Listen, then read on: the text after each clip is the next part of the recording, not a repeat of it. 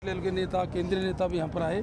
और सबसे बड़ी बात है कि मोदी जी ने पहला रोड शो दौसा में किया और मोदी जी के रोड शो को यहाँ की जनता ने बिल्कुल नकार दिया। और हमारे कांग्रेस के मुद्दों के ऊपर, हमारे जो पिछली सरकार के विकास के कार्य थे उनके ऊपर, और जो 4 महीना अराजकता रही बीजेपी के शासनकाल में, बिजली पानी की कमी रही, हमारे विकास के काम को रोक दिया गया।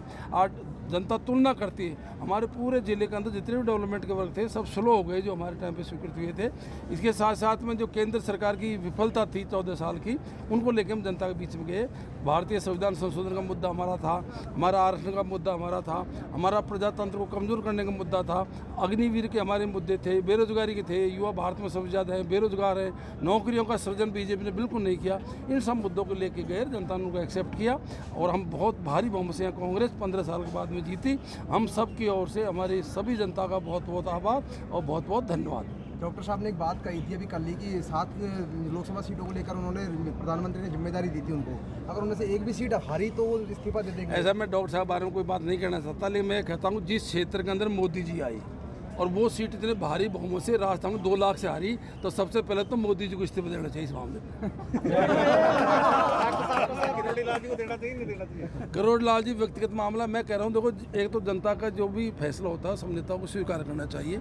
और हार जीत के यदि फैसला होता है तो इनका इतना बड़ा नेता है, वो यहाँ रोड शो कर गया और उसके बावजूद 2 लाख से वो हारे हैं, तो सबसे ज़्यादा जिम्मेदारी तो करोड़ लाल जी जिम्मेदारी है ही नहीं। जिम्मेदारी ज़्यादा मोदी जी के, जहाँ आए और फिर 2 लाख से हार गए वो। सर अभी ट्वीट है कि रोडलाल मीणा का कि रघुकुल रीत सदा चली आई, प्राण पर वचन नहीं। ये सारी बातों का जवाब आप डॉक्टर साहब से पूछिए।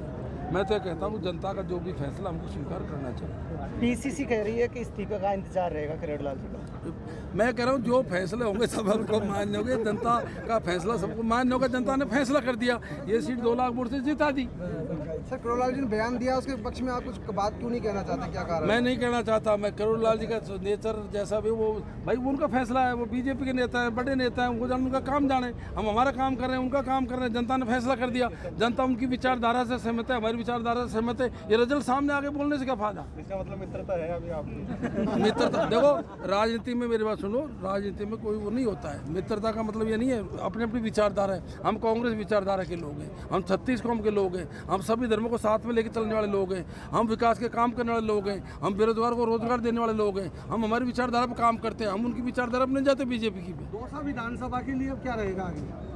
दौसा विधानसभा में जिसको भी पार्टी टिकट देगी हम सब बैठ के तय करेंगे। मैं गारंटी के साथ कहता हूँ दौसा की विधानसभा को हम जीतेंगे भारी बहुमत से। आप सुन लेना, आप मेरी बात को मानते नहीं हो सारे मीडिया वाले, क्योंकि आप पे भी मीडिया वाले, मेरा आपसे निवेदन है कृपा करके खा मानते हैं। मैंने ये बताऊँ मेरी बात, मैं कह रहा था, मजाक में ले रहे थे, मैंने कहा था दौसा लोकसभा सीट हम 1 लाख से लेकर 2.5-3 लाख के बीच में जीतेंगे।